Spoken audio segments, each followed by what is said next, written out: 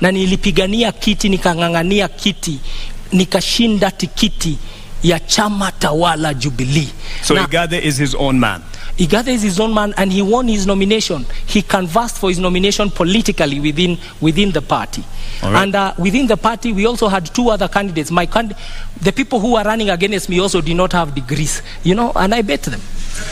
All right, on that point, I think you'll be happy with this intervention because your competitor for the governor's seat has arrived, and would like to now call in Senator Johnson Sakaja. Hey, karibu mdosi. Sasa bro, how are you? Good, how are you doing? Good, karibu sana. Good to see you. Pole. Traffic mbaya tutasort. Thank you very much. Senator Sakaja, why are you late? Well, my opponent is used to head starts, and so I wanted to give him an opportunity, and we're here. Lakini mbona umekuja kuchelewa? Nilikuwa nataka kumpa nafasi, aanze amezoea kupatiwa nafasi ya kuanza. Na hakuna haja kuzingatia hiyo zaidi. I think we all know the head starts we're talking about, that is from government, TC, but good to see you, Polycarp. Good to see you, Sakaja. Welcome. I look forward to a good debate. Thank you. All right. What separates you from your top competitor for the governor position? Well, Polycarp Igathe is a great man. He's a friend of mine. We've been in Jubilee together. We've campaigned together. I think what separates us is the heart to work for the people. He's had a career in corporate sector. I've had a career in public service and in leadership.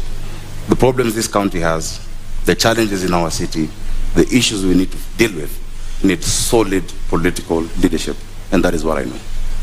Naam, swala la maadili katika uongozi lina umuhimu gani katika siasa zako, katika kampeni yako, katika mchakato huu mzima wa kuwania kiti cha ugavana katika kaunti ya Nairobi? Swala za maadili ni muhimu sana, kwa sababu kiongozi sio tu yale ambayo unasema ama yale ambayo unazo kama fikra, ni yale ambayo unafanya. Integrity is extremely important, na mimi nazingatia masuala yote ya maadili. I think integrity defines who you are, and it's not about who you are in public but also who you are in private, and that's what defines a leader, because as a leader your work is to set a good example. Your work is to show the community and the society where to go to. And so of course integrity is not perfection. Integrity is not pontification. Integrity is not saying that you'll never make any mistake. Integrity is taking responsibility. And integrity is being able to stand up and say, yes, on this I am right, and yes, on this I am wrong. That is integrity.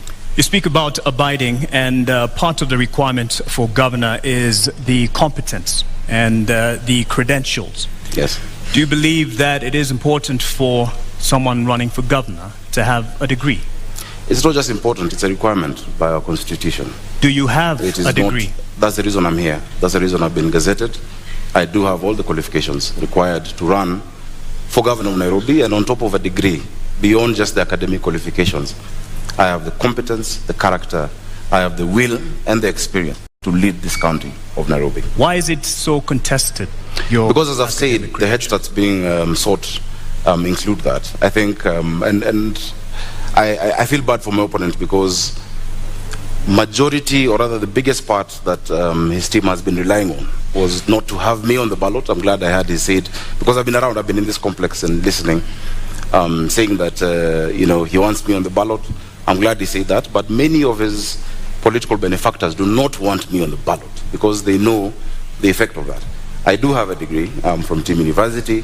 I presented it on the 6th of last month to the competent authority, which is the Commission for University Education. After that, it was presented to the counterpart commission in the in our neighboring country. They verified it. Many people have said that I'm trying hard to prove that I have one. Actually, it's my detractors trying hard to prove that I don't have one. Now, this issue is before the court, and the reason I sympathize is that if my opponent and his team focused on going to the people, then they would stop looking for solace in the courts. I have it. In fact, I would want to display it today to all of you to see. I don't know how you'll verify it, but the competent authorities and institutions that have to, verify it have actually said it is correct.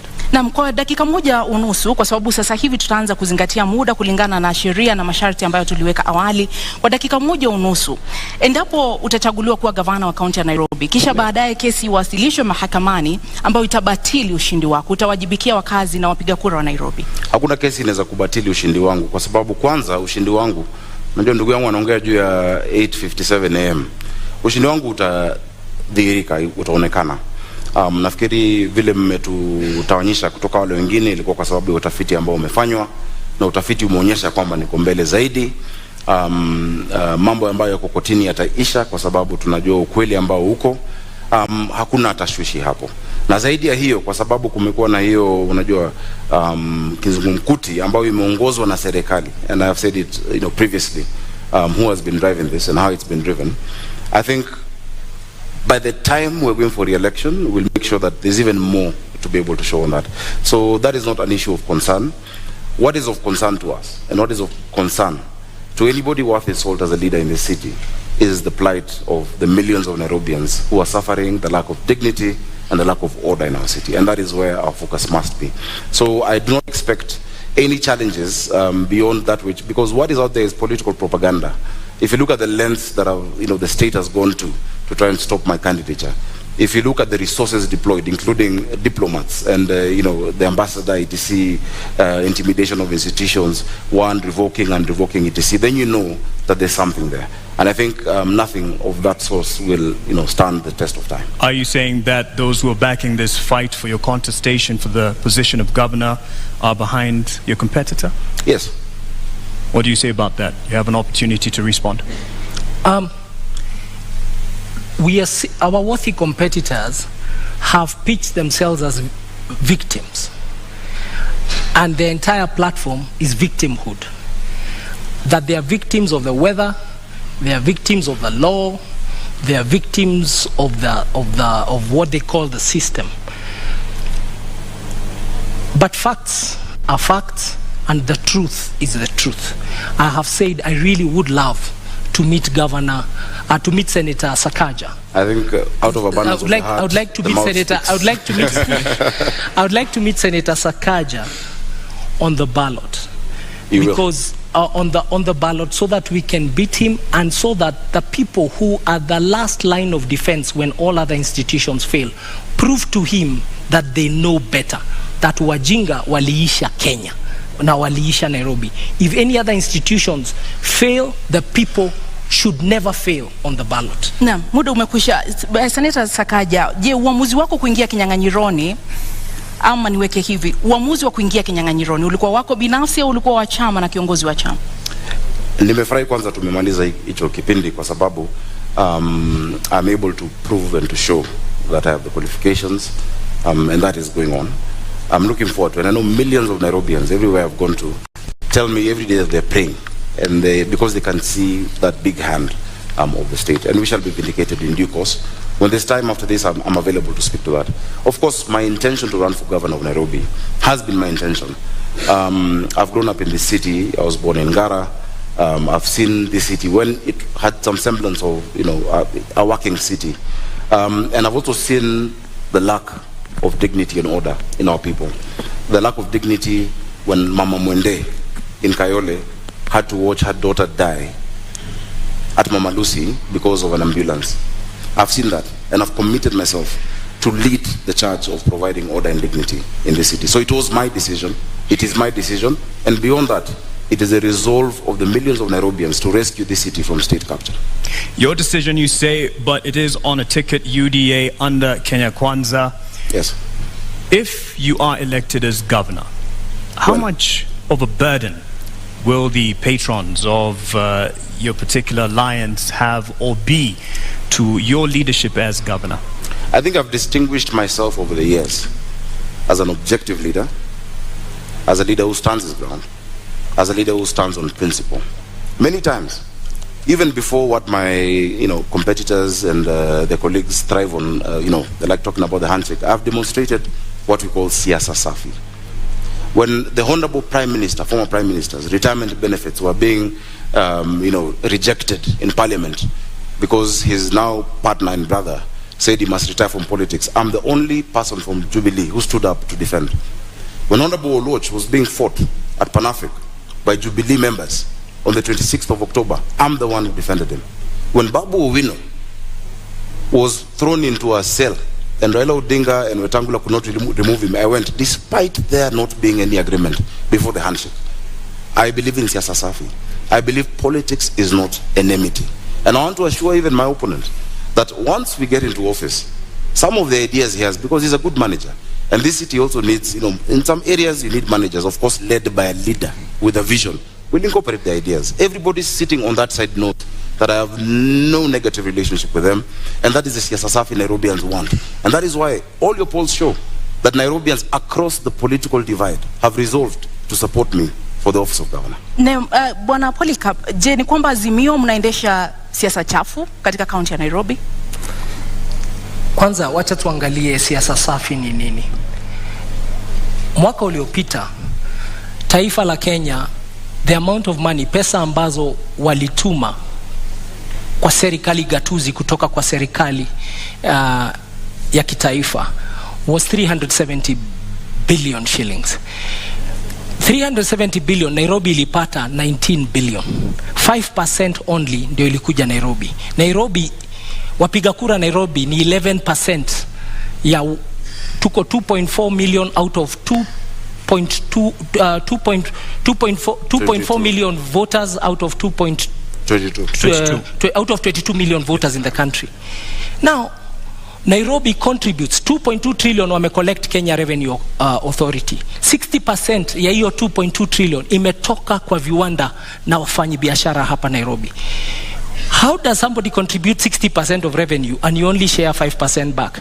Na hiyo siasa safi ndio seneta wetu amefanya katika Senate. Kazi ya seneta ni kutuombea pesa. Ametuombea tu 5%. Alienda huko kufanya kazi ya county zingine.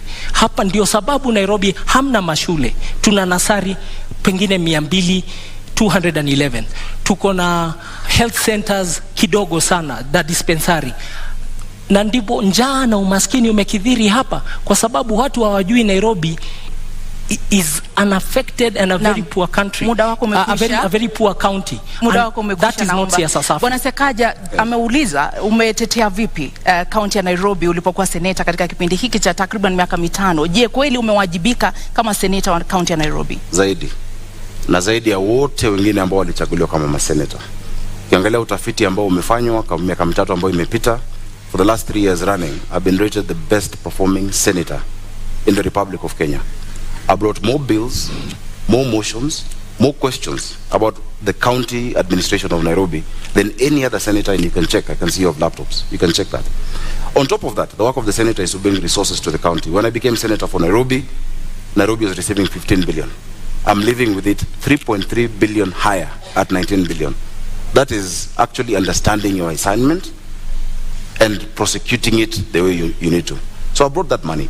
In fact, naturally, it will take more than 10-15 years in terms of cycles of devolution to get to an increase of 3.3 billion. Something Igathe says isn't quite enough, even though you've gotten it to 19 billion. Something he says isn't enough, given the contribution of the capital to the rest of the nation. Now, if you understand the framework of devolution under our constitution, fiscal decentralization has what we call the horizontal division of revenue.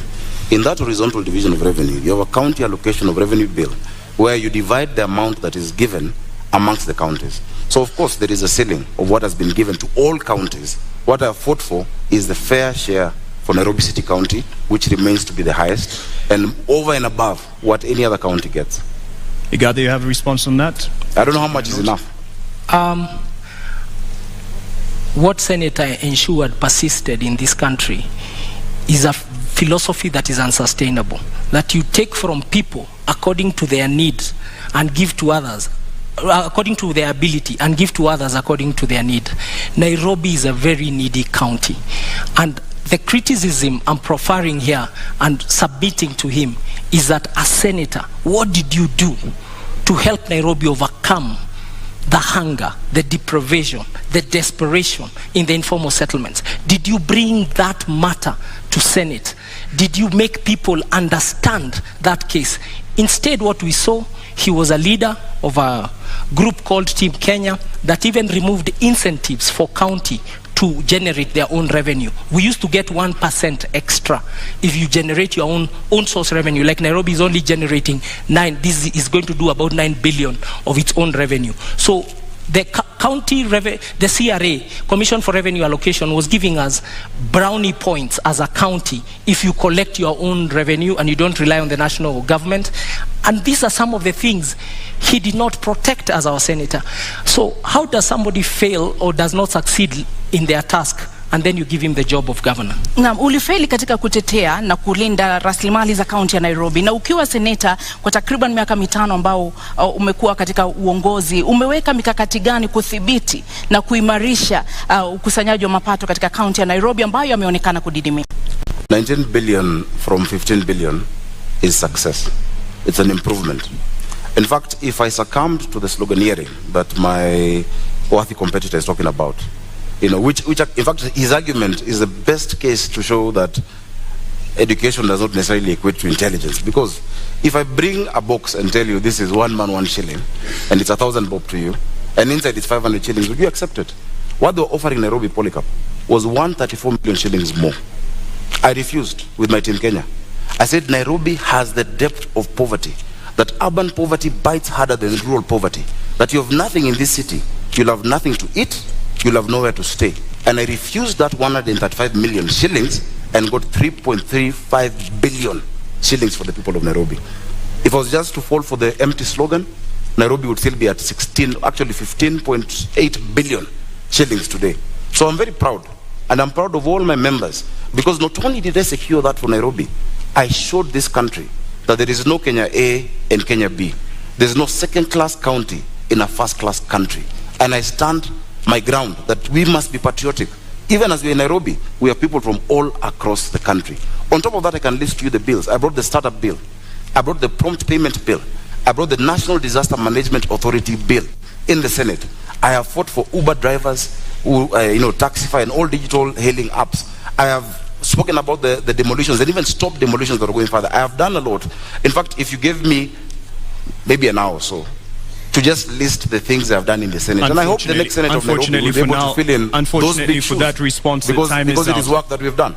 Let's push on with that aspect then on. You talk about not having enough funds allocated to Nairobi given its place in the nation.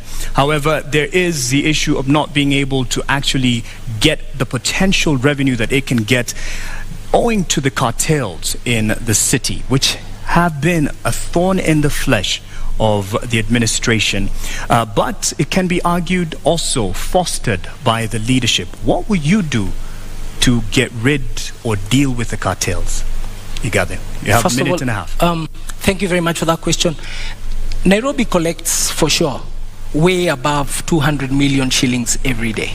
But what ends up in Nairobi coffers is around and about roughly 40 million a day. So over 160 million shillings is lost every day. That's the fact. We've had a senator whose work is also oversight. And Senator Sakaja, you had a chance to be seen in this country oversighting the county of Nairobi. When push came to shove and the impeachment question came to the floor of Senate, it's up to Kenyans to see how you voted. Not only did you did not even take a decision, you abstained. You walked away from the conversation. We have not seen you. Nairobi County employees, in fact, we have to apologize to them. They do unbelievable. Their salaries are delayed. Their remittances are delayed. The Auditor General's report about Nairobi City County is that Nairobi City County has a debt of over 80 billion now. That is what it has been given an adverse opinion. But have we ever heard once our senator speak about it? And that's why I'm saying the oversight role he did not do very well. And he actually did not succeed in that oversight role. But the cartels we will deal with, because we have the numbers and we know who they are, and you have seen them even in the campaign season trying to fight and hide behind certain things. Sakaja, una muda wa dakika moja unusu kujibu. I'm actually quite tickled that Polycarp Igathe can talk about push coming to shove and me not making a decision. Before even push came to shove, in like 4 or 5 months, Polycarp Igathe quit on the people of Nairobi. In fact, that should have come in the question of integrity. Because when you talk about public trust, chapter 6, at the expense of private convenience, that is the question that we must answer. It did come up before you, right? The question on impeachment. Governor Sonko will not be facing an impeachment if you're stuck in office. In fact, if you're stuck in office, you probably would have been the incumbent governor. If you're stuck in office, there'd be no NMS in Nairobi. The reason we have an NMS in Nairobi is after Polycarp Igathe could not wait or stand the heat in the kitchen, he ran away in less than 6 months. This city needs resilience. You need to be tough. You cannot say that you have betrayed 800 and I think, how many votes did you guys get? 40 or something thousand votes, 840,000 votes, because you could not get the trust of one individual, yet 1 million Nairobians have given you the public trust. When push has come to shove, look at the Senate answered. I have spoken more times than any senator. I have raised more questions in the Senate than any other senator. In fact, I have taken the former Governor Sonko to court on the action he took on matatus. The record is clear. This county needs a political manager who understands how to deal with the leaders and how to deal with the issues of the people, but has a thick skin. In fact, if half of the tribulations I'm facing right now in my bid were on Polycarp, Azimio would have no candidate. But I have stood. Your time is out. You've stood. You ran off. He'd have quit. Integrity. I define integrity as what you do in private. If it ever became public, you'll never be ashamed. I'll tell you what is not integrity. Is uttering false documents and then standing here and saying I have integrity. Go to the website of the East African of EACC. Go to the website of IBC. Check the university governors, Sakaja, Senator Sakaja. No, let me go. Go and check what Senator Sakaja cited as his degree in 2017. It's a public document. And then look at the degree he's saying it is today.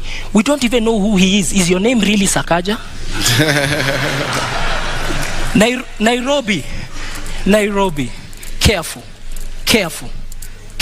All of us, careful. We can no longer entertain charlatans in positions of high national responsibility. And charlatan is not an insult. It's people of questionable integrity.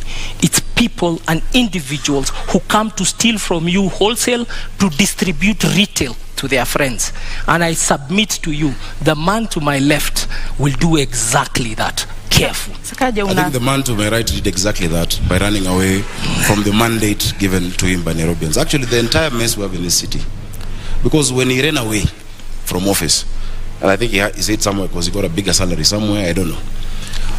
This city went into a spiral. I assure you, even the drafting of the articles of transfer, I had to be involved because we had to rescue Nairobians. And he ran away from that public office. Now, if you cannot withstand the heat of a deputy governor, you can't run Nairobi City County. You have 85 MCAs, possibly 40 nominated, 125 MCAs. You have 17 constituencies. If just one Mike Sonko made you run, tomorrow matatus will strike. The next day, hawkers will be on the street. The next day, and you're trying to run this county by being popular, it will not work. Again, as I've said, it is really unfortunate that the only card they had was to try and stop me from being on the ballot. I want to tell you to wake up, smell the coffee. On the 9th of August, I'll be on the ballot for governor of Nairobi City County. And on the 25th, we shall be sworn in. Because Nairobians can see through the game. And the documents he's talking about, for instance, in fact, they're part, and I don't want to wade into subject this, but they're forged documents. They actually forged documents in court by them. They have tried to... Lakini huwezi kuthibitisha hilo, sio? Of course I can, because even the signature there is not my signature. Lakini sisi kwa sababu hatuna hizo stakabadhi hata kuruhusu kutumia. Tuachie hapo, lakini wacha nijieleze, naona dakika zinaenda. Utanipa nafasi nzuri nijieleze. Mimi nimehitimu na nimesoma na nimesimamia watu wa Nairobi. Jina lako ni Sakaja? Not just in fair weather. Sakaja ni jina lako halisi? Nafikiri mlialika Sakaja. Jina lako ni Zubeida. Niko hapa kuuliza maswali, uko hapa kujibu, naomba. Ukiuliza swali ambao kama watu wa Nairobi wanasema itoshi. Mwenzako amekuuliza swali. Kwa sababu uko hapa kujibu, ndio sababu tunakupa nafasi kujibu. Jina lako ni Sakaja. Out to the issues Nairobians are facing instead of trivializing this debate as to what my name is, honestly. My name is Arthur Johnson Sakaja. Naam. I'm the senator of Nairobi. and the incoming governor, God willing, on the 9th of August. Asante kwa kujibu. And I want us to talk about water. Let's talk about the poverty our people are facing. Let's talk about sorting out mobility and transport. Let's talk about sorting out our children in school. Let's talk about the issues of the people. And the rest of the games being played by the state and our opponents can then have their way. Because Kenyans have seen. In fact, I want to give you full reassurance. Just yesterday, a few of the government administration officers have called me saying that they've been coerced into supporting the candidature of my opponent, and they have refused. Chiefs have refused. Well, DCs have refused. We can't quite verify that. That's I can verify your that, word. But if you don't be able to verify the questions he has, I have 16 seconds. That's your word on that. But he said, and you didn't quite respond directly to it. To what at the moment,